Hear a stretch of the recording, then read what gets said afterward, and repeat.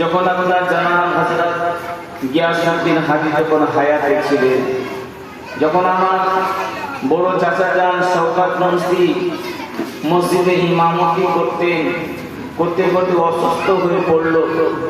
এই মসজিদে কয়েকটা জুমার নামাজও আল্লাহ আমাকে পড়িয়েছিলেন।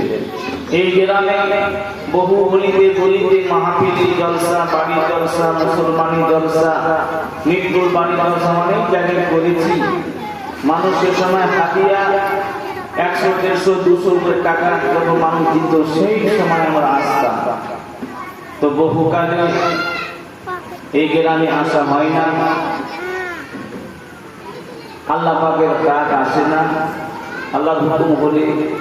তো আমাদের এই 24 পরগনাতে আগত জনাব হযরত মাওলানা আবুল হোসেন সাহেব আমাদের খুব আপনজন মানুষ।